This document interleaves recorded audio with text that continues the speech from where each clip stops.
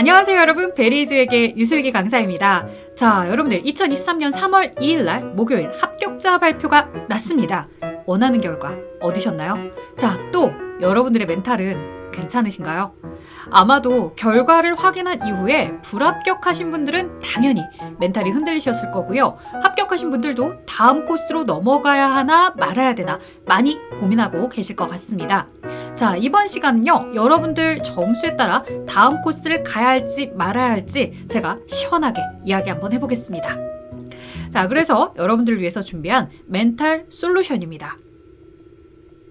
자, 3월 2일 합격자 발표가 났을 때 이렇게 전산회계 2급을 응시하셨던 분들도 계실 거고 전산회계 1급을 응시하신 분들도 계셨을 겁니다. 자, 점수 100점 이렇게 나오면 정말 좋을 텐데요. 자, 전산회계 2급을 응시하신 분들은 자연스럽게 4월 9일에 있을 전산회계 1급으로 넘어가셨겠죠. 자, 한 달 안에 될까요? 라고 물어보신다면 전산회계 2급에서 전산회계 1급으로 넘어가시는 분들은요, 정말 내가 성실하게만 준비한다면 한 달 안에 충분히 준비해서 합격까지 하실 수 있으니까요. 지금부터 바짝 준비해 보시길 바라겠습니다.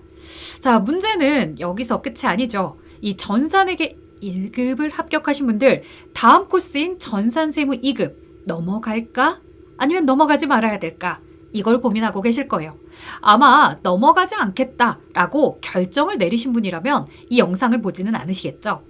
자, 전산세무 2급을 해야겠다, 한다라고 이렇게 마음을 먹었어요. 그렇다면 이 다음 내가 이제 전산세무 2급을 하기로 했는데 어떻게 해야 되느냐? 이게 여러분들이 고민을 하실 수밖에 없겠죠. 자, 우리가 이 준비하기에 앞서서 앞으로 합격 가지고 날짜를 생각해 보니까요. 합격일 기준으로 이 38일 정도 남아 있어요. 아마도 영상을 보는 시점이면 대략 한 30일 정도 남은 상태일 텐데요. 전산세무 2급을 준비할 수 있는가? 또 준비해서 합격할 수 있는가? 이런 의문을 갖게 됩니다. 전산회계 1급 응시 이후에 바로 시작한 케이스는 당연히 4월 시험을 응시하고 합격자 발표를 보고 난 후라고 한다면 이 시간이 많이 줄어들었기 때문에 촉박하게 느껴지겠죠. 자, 또한 문제는 개정세법에 대한 이슈도 있습니다. 이 4월달 시험부터 적용이 되는데요. 시중의 교재와 강의가 현재까지는 많지 않은 상태입니다. 3월 발표 시점에 이 한국세무사회 자격시험 측은 아직도 23년 버전의 프로그램을 오픈하지 않은 상태랍니다. 그렇다면 일반적인 교재라면 4월 시험 대비를 위해서 나온 교재도 공식 버전 프로그램을 다 반영하지 못할 가능성이 굉장히 높은 거죠. 자, 반영을 해서 나왔다 하더라도 그 교재를 가지고서 4월 시험을 준비하기에는 굉장히 촉박합니다. 자, 그럼 결론은 뭐냐? 22년 버전의 교재를 가지고 학습을 하시고 추후에 나오는 개정세법에 대한 요약 자료들 이런 것만 보시고서 여러분들이 시험을 준비하는 게 가장 최선이라는 거죠. 자, 그러면 4월 시험을 안 보고 6월 시험을 보는 건 어떠냐? 아니면 4월 시험에 나는 그래도 합격을 하고 싶은데 어떻게 진행하면 좋으냐? 이걸 또 고민하실 것 같습니다. 자, 우리요 4월 시험을 목표로 했을 때 한번 학습 플랜 같이 짜볼까요? 자, 솔직히 말씀드리면요 4월 시험에 합격을 하겠다라는 친구들은요 전산회계 1급이 합격은 당연히 하셨어야 하고요 점수도 80점 이상은 넘기셔야 돼요. 솔직히 말하면 85점이라고 할까 고민도 했었어요. 왜? 제 입장에서는 확실하게 해드리고 싶었거든요. 그런데 또 80점이 넘어서도 불가능한 거냐? 라고 물어보면 그건 아니거든요. 그래서 조금 넉넉하게 80점을 넘겼다라고 하신다고 한다면 이분들은 4월달 시험에 전산세무 2급 준비하셔도 좋습니다. 자, 그러면 뭐부터 준비하느냐? 라고 했을 때요. 바로 여러분들이 학습 순서를 이렇게 잡아주시면 좋겠어요.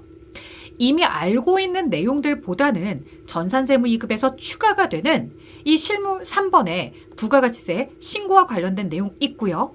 그 다음 이론 쪽에서는 처음 접하게 되는 소득세법 이론이 있을 거예요. 이 소득세법 이론을 학습한다고 할 때 세법이니까 꼼꼼하게 처음부터 끝까지 달달달 이렇게 하시기보다는요. 어떻게 진행을 하시는 게 좋냐면 일단은 근로소득세 위주로 이 소득세법에 대한 전반적인 내용을 보시고 그 다음 근로소득세 파트에서 조금 더 상세하게 봐주시면 좋습니다. 자, 그리고 인적공제에 대한 개념, 신용카드 소득공제, 특별 세액공제 이런 개념들을 확인하시고서 실무로 넘어가세요. 실무 5번에 원천징수 자료, 사원 등록, 급여 자료 입력, 원천 징수와 관련해서 연말정산 추가 자료 입력 이런 부분들이 나와 있죠. 자, 그런 내용들 여러분들 실무 5번에 원천 징수 자료에 대한 내용들 진행을 해주시고요. 그 다음은 시간이 기출문제 반복으로 넘어갈 수밖에 없을 겁니다. 그 이유가 부가가치세 신고에 대해서 학습을 할 때 신고서와 부속 서류를 학습하시는 기간을 대략 한 일주일 정도에서 10일 정도 이렇게 잡으실 거고요. 그 다음에 소득세법 이론과 원천징수에 대한 실무자료가 내가 조금 어느 정도 익히겠다라고 하실 때 7일에서 역시나 10일 정도 잡으실 거예요. 그리고 기출문제 반복도 일주일 이상은 진행을 해보셔야지 내가 실수를 하지 않겠죠. 자, 이렇게 날짜를 잡다 보니까 이 합격자 발표 나고 나서 내가 이 영상을 확인하고 준비를 해야지라고 혹은 원서 접수를 하고 나서 어떻게 진행하면 좋지라고 마음을 먹었을 때는 대략 한 30일 정도 남은 상태이기 때문에 이렇게 10일, 10일, 10일 정도씩 끊어서 진행을 하는 거죠. 자, 아무리 봐도 이거 너무 촉박해. 자, 그리고 또 하나 어떤 분들이 있을까요? 맞아요. 전산회계 1급을 불합격하시거나 합격은 했지만 70점대로 간신히 합격하신 분들이 있을 거예요. 자, 이런 분들에게는 4월달 시험에 합격할 수 있어요 라고 해서 준비하라고 하시기에는 조금 많이 촉박합니다. 불합격하신 분들, 그럼 저는요 불합격이니까 전산세무 2급은 못하나요? 라고 하겠지만 4월달에 전산회계 1급을 다시 보시는 계획을 세우실 수도 있고요. 4월은 잠시 쉬었다가 6월에 전산회계 1급과 전산세무 2급을 같이 보실 수도 있겠죠. 자, 이런 분들을 위해서 어떻게 학습 플랜을 짜 가야 될지 이야기 한번 해보도록 할게요. 제일 첫 번째 케이스 1, 케이스 2 제가 이 정도만 가지고 왔는데요. 제일 첫 번째 케이스 1은 너무나 흔한 방식이죠. 이 교재 순서일 겁니다. 재무회계, 원가회계, 부가가치세 이론 진행하시고요. 그 다음에 소득세법 이론을 바로 진행을 하실 수도 있겠지만 그렇지 않고 실무로 넘어가서 실무 1번에 일반전표, 실무 2번에 메인 매출전표를 진행을 하시는 거죠. 자, 그 다음에 이제 실무 4번의 결산. 여기까지는 회계 1급에서도 접했던 내용이기 때문에 물론 좀 난이도는 올라가지만 충분히 해내실 수 있습니다. 자, 그리고 나서 이제 새롭게 배우는 부가가치세 실무와 관련된 파트, 그 다음 소득세 이론, 원천징수, 실무에 대한 내용 여기까지 쭉 진행을 하시는 거죠. 이렇게 이제 진행을 하시고서 마지막 기출문제 반복을 대략 한 2주 정도 잡으시면 충분히 연습도 하시고 여러분들이 세무 2급 합격하실 수 있을 겁니다. 만약 영상을 보시는 시점이 좀 늦은 시점이다 라고 하신다면요, 여러분들 이 기간을 나름대로 50%씩 줄여서 생각을 해보시면서 플랜을 짜시면 좋을 것 같아요. 자, 다음 케이스 2도 있다고 했죠. 여러분들 케이스 2 바로 이겁니다. 실무 부가가치세 실무 파트인 실무 3번 먼저 진행을 하는 거예요. 이거는 앞서 말씀드렸던 것처럼 누구와 같아요? 4월달을 목표로 하는 친구들과 같은 순서죠.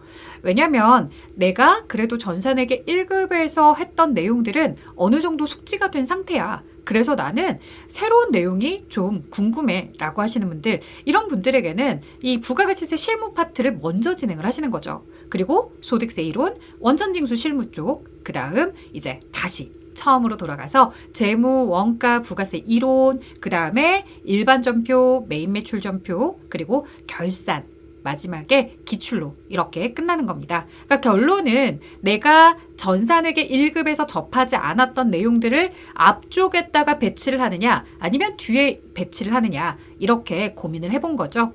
여러분들의 학습 성향에 맞춰서 진행을 하시면 좋습니다. 전산회계 1급까지 너무 지겨웠어. 난 새로운 내용이 필요해 라고 하시면 케이스 2. 아니야, 나 전산회계 1급도 아직 합격을 못했고 혹은 합격은 했으나 좀 불안해 라고 하시는 분들은 케이스 1의 방법으로 진행을 해보시면 좋을 것 같아요.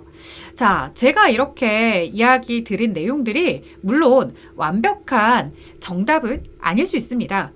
이 내용은 사실 개인적인 강사 개인의 의견을 굉장히 많이 담고서 이야기해드렸는데요. 자, 물론 제 개인적인 의견이기 때문에 다른 분들의 의견과 다를 수 있습니다.